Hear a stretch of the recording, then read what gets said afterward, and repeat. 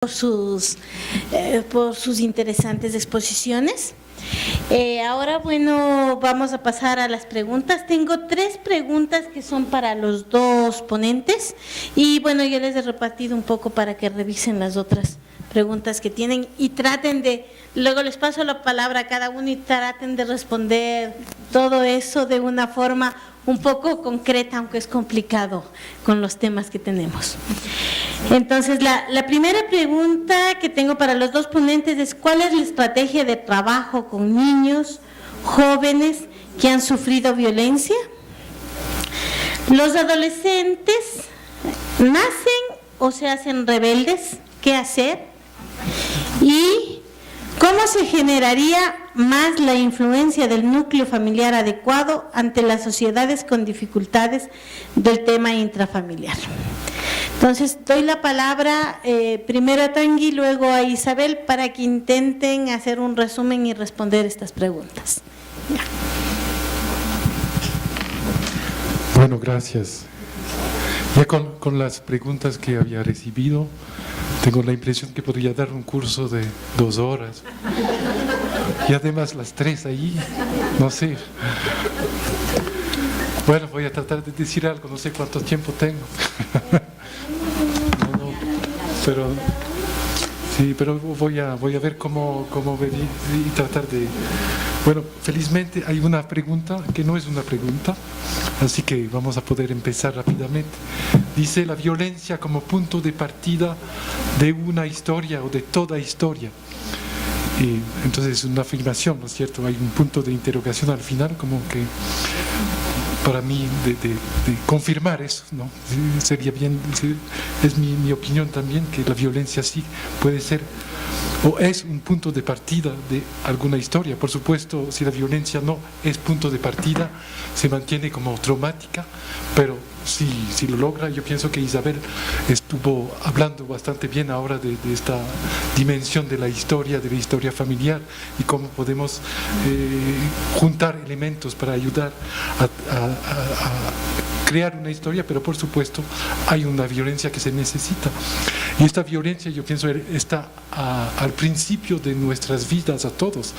Es el nacimiento, ¿no?, que nos obliga a salir del vientre de la mamá, que hace una violencia tanto para la mamá que para el chico y el bebé, pero desde este momento pues se tiene que tener una historia y bueno, y como decía Isabel, desde este momento también se pone en juego la cuestión de la neuronal y del desarrollo del chico, de la seguridad que se le puede aportar para que esta violencia básica se pueda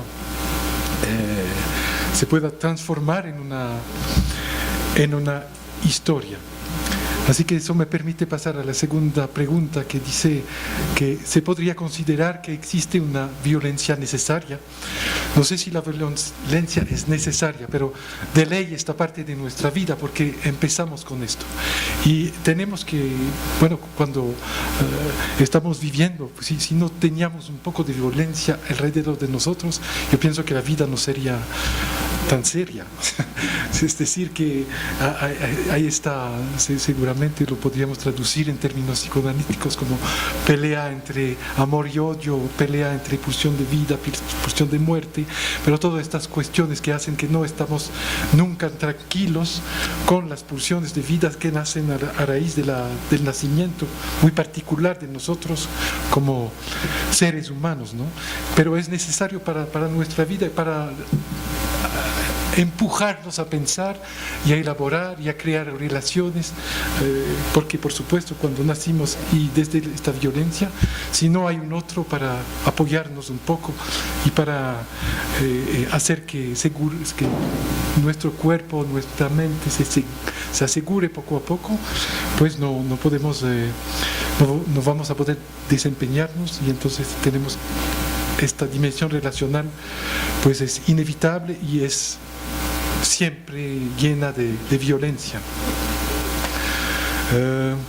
De ahí podría ir a esta pregunta que no estoy seguro de entender totalmente, pero dice: ¿qué opina del lugar importante que Winnicott propone para el concepto de destrucción Winnicott ha trabajado bastante justamente esta relación entre madre e hijos y ha hablado de un espacio potencial, ¿no? Una vez que el nacimiento tuvo lugar y que hay esta violencia de partida, madre e hijo tienen que construir o co-construir su identidad en una relación que, bueno, un espacio particular que Winnicott ha llamado el espacio potencial, ¿no?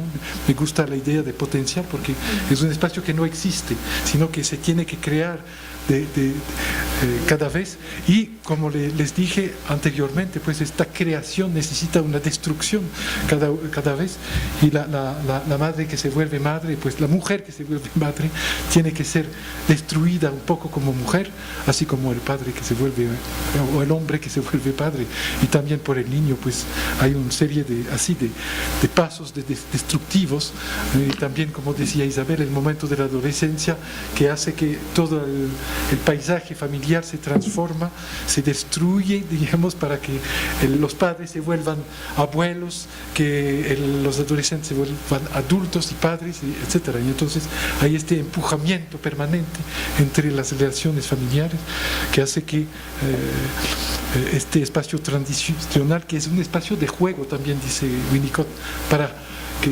tenemos que aprender a jugar con las relaciones, a jugar con las palabras que utilizamos, a jugar con los afectos que tenemos, las emociones, y eso es complicado, por supuesto, y cada vez es un momento difícil.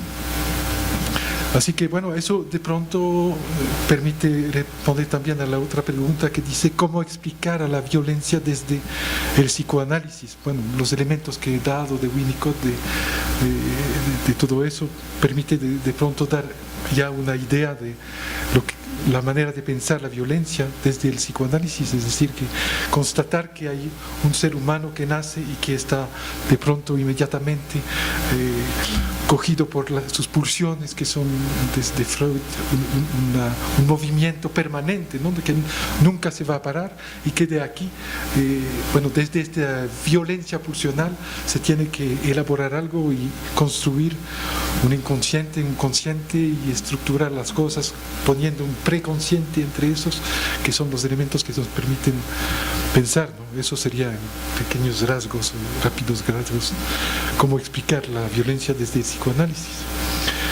Y de ahí viene la pregunta siguiente, que dice: ¿se puede pensar un psicoanálisis fuera del consultorio? Así que, bueno, interesante pregunta. Yo estoy de los que piensan que sí, se puede pensar un psicoanálisis fuera del consultorio. Yo pienso que el consultorio es demasiado cerrado para encerrar el movimiento psicoanalítico que es tan vivo, que es una pena que se quede en el consultorio. Además, yo pienso que si se queda en el consultorio, el psicoanálisis se vuelve violento porque quiere salir. Entonces hay que hacer que los psicoanalistas salgan afuera para que vayan un poco como alterando sus teorías y seguir en este movimiento psicoanalítico que es tan rico, porque supone que nos ponemos justamente en contacto con el otro de tal forma que este otro nutre y altera al mismo tiempo nuestra forma de ser, ¿no? Entonces sí, yo pienso que sí se tiene que pensar en un psicoanálisis fuera del consultorio. Y finalmente, una cuestión práctica, ¿qué métodos o técnicas pueden disminuir la agresividad según su criterio? Bueno, ahí a esta pregunta yo quisiera así evocar la noción de dispositivo, que es, bueno, no es, puede ser un método, una técnica, ¿no? Y bueno, toda propuesta terapéutica y la cura psicoanalítica es un dispositivo particular, pero cuando y dijo dispositivo porque me parece que usando esta palabra es una manera de decir que no estamos directamente como persona responsables de todo lo que va a pasar en un dispositivo. Estamos responsables, sí, de la función que tenemos en este dispositivo, pero por supuesto si cuando está escuchando a alguien, es este alguien que también tiene la responsabilidad de su recorrido. Y un dispositivo, lo que llamo un dispositivo, es una estructura, digamos, no humana, de una cierta forma, o muy técnica o fría, que permite a cada uno de estar en un lugar particular, ¿no? Un dispositivo, bueno, como el que presenté ahora, es, bueno, simplemente, por ejemplo, tener un lugar de acogida, decidir que en este lugar vamos a poner 3 personas para acoger. ¿Por qué 3 personas? Porque pensamos que si son 2, con todos los afectos que van a atravesar, arriesgan de estar en una situación dual complicada. Entonces, un tercero permite abrir el pensamiento y abrir la relación para que no se encierren las cosas. Y también pues hay un espacio para los jóvenes, un espacio donde estamos con los jóvenes, un espacio donde estamos sin los jóvenes y pensando lo que hemos recibido de ellos. Eso es un dispositivo, ¿no? Con espacios diferentes que permiten poner en juego una idea que tenemos de lo que estamos haciendo, pero también cómo es una estructura, permite seguir pensando cada vez, bueno, de pronto tendríamos que cambiar eso, poner eso ahí y más que allá, y siempre hay este trabajo de evolución, de elaboración de una estructura, de dispositivo que permite tecnificar un poco el trabajo.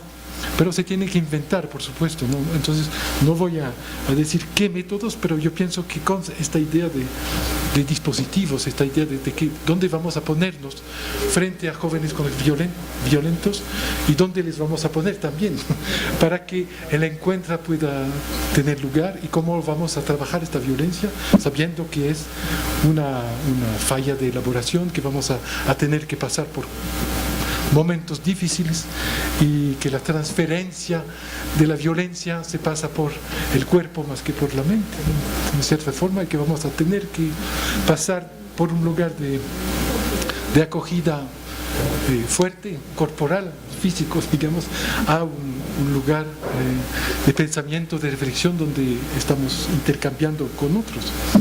Eso sería. Así que ahora sí me quiere pasar de nuevo las 3. No sé. Más para las 3 que eran para los ponentes. ¿Cómo se generaría la influencia del núcleo familiar adecuado ante las sociedades con dificultades del tema intrafamiliar?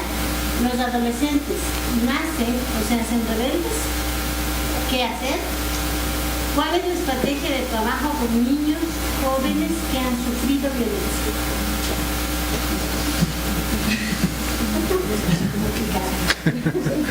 Sí, porque son de nuevo cuestiones que apuntan a dimensiones, bueno, que no son tan simples, ¿no?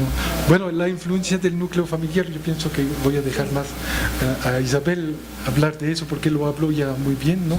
Pero está claro que el trabajo que yo hice con estos jóvenes en Bruselas, yo decía, bueno, ellos venían en grupo, y cuando les solicitamos de darnos un nombre, un apellido, un teléfono y un adulto de referencia, muy poco venían los padres. Se quedaban como escondidos, avergonzados, no sé, de la identidad que tienen. Venían los hermanos mayores, como les llamo. Y entonces este núcleo familiar pues ha vuelto la cuestión bastante complicada para ellos.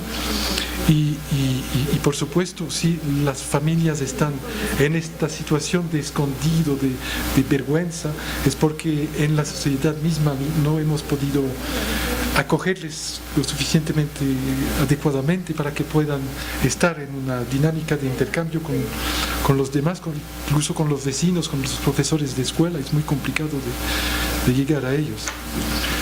La pregunta siguiente: ¿los adolescentes nacen o se hacen rebeldes? Bueno, yo pienso que hay algo que de nuevo, como una ley humana que hace que el espacio de la adolescencia es un momento de cuestionamiento de la autoridad, por lo menos, porque hay un momento dado donde la pubertad viene, el cuerpo se cambia y el joven pues ya no es niño y se da cuenta que ya no es niño y está con potencialidades sexuales, etcétera, que son bien fuertes, y se da cuenta que esta fuerza lo puede utilizar, digamos, en sus relaciones, y entonces él va a empezar a preguntar a cuestionar la manera de hacer con eso a sus papás, a los adultos que les entornan, y a menudo esa respuesta que reciben de los adultos pues no conviene, porque era la respuesta de esos adultos al tiempo de su adolescencia. Entonces tienen que refrescar un poco este lazo de los adultos con la sexualidad, con la violencia, con las pulsiones varias que tienen, y por eso están rebeldes, para despertar algo en los adultos y ver en qué la autoridad que tienen vale todavía. Entonces que cuestionan esta dimensión de la autoridad para hacerla más fuerte también, ¿no? Hay un filósofo francés que decía que hay dos autoridades para mantener una autoridad: la autoridad de los adultos y la autoridad de los adolescentes, porque los adolescentes vienen a comprobar si la autoridad de los adultos está todavía pertinente, ¿no? Y si no está pertinente, bueno, atacan, y claro, con gusto, con razón, digamos, pero y eso es la autoridad de ellos, de decir, esta autoridad ya no vale, entonces vamos en contra de ella, ¿no? Por eso las escuelas tienen muchos problemas cuando la pedagogía se vuelve un poco aburrida o muerta, ¿no? Entonces eso para la rebeldía. ¿Y cuál es la estrategia de trabajo con niños jóvenes que han sufrido violencias? Eso también me parece que las respuestas de Isabel acerca del aseguramiento, de las envolturas, de estas cosas, es algo que, hay que pensar dispositivos que permiten a esos chicos de estar en un lugar asegurado donde pueden expresar las cosas y ser escuchado, para volver a intercambiar de nuevo con un mundo violento. Ya, le paso las 3 preguntas para Isabel. Gracias. Bueno, agradecemos a Tanguy por sus respuestas. Ahora vamos a pasar